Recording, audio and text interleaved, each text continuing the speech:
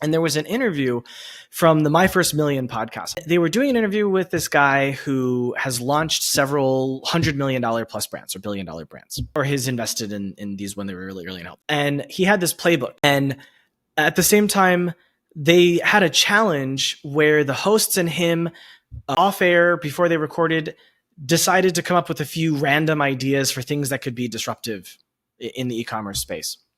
And they mentioned high fiber as being like Metamucil could be disrupted because it's meant for old people. And like, the guy was talking about how his mom was visiting and she needed her Metamucil, and he went to go buy it and he saw how horrible the packaging is and how it's geared towards older people, but younger people like us, like I'm 39, my parents take Metamucil. We're thinking about our health now, right? I'm getting ready, hopefully we'll have a kid next year. So we'll be thinking about our health much more.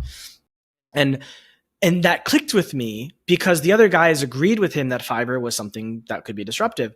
And I went back to my Gemini chat and I realized that the same weight of a lotus root compared to a potato has like 4 times more fiber. And so I realized if I were to create a chip form of the lotus root, like I had from 7-Eleven, put it in a bag, sold it in the US, 100 grams of this would give you like 6 grams of fiber, which is considered, you could call it high fiber, and it could be this, specific classification. And so I've been thinking about this for the last few days. The biggest problem is like co-packing, manufacturing, tariffs. Like if I did it, I'd want to do it completely in the US because I don't want to deal with tariffs because there's uncertainty of that. It could destroy your business if you have to deal with it.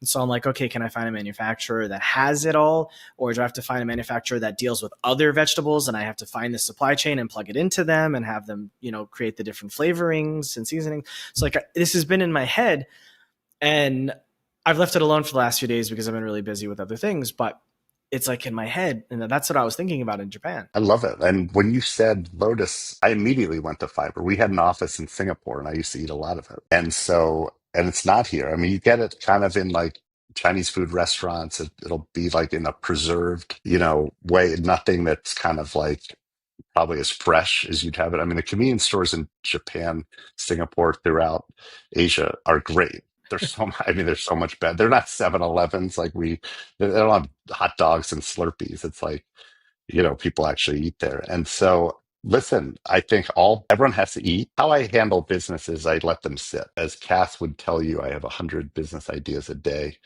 and I get very excited. We got to do this. I've launched some of them, not to like great success. I let them sit, let them marinate. If you're excited about it in 2 weeks after you've really thought about it and done a little research, then sit with it for another 2 weeks, talk to some people.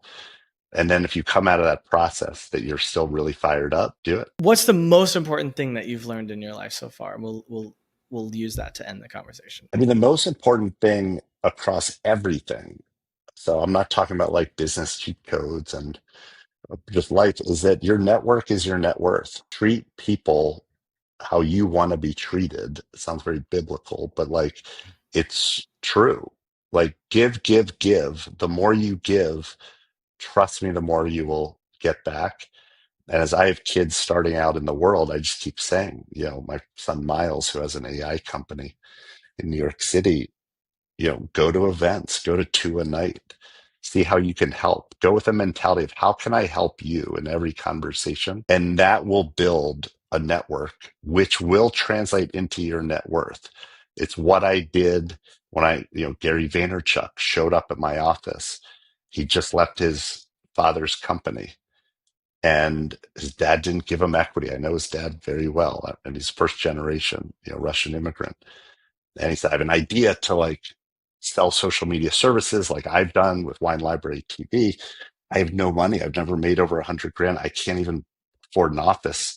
Can I use your only conference room as my office? We had 900 square feet in New York City, spending 12 grand a month. Think about that, 12 grand a month. And Gary's asking for our only conference room. And somehow Cass and I said yes, right?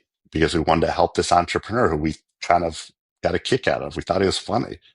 We thought he was just like, he had whatever it is, right? Now, it made no sense. We should have never given it to him, but he has been such an important friend, confidant.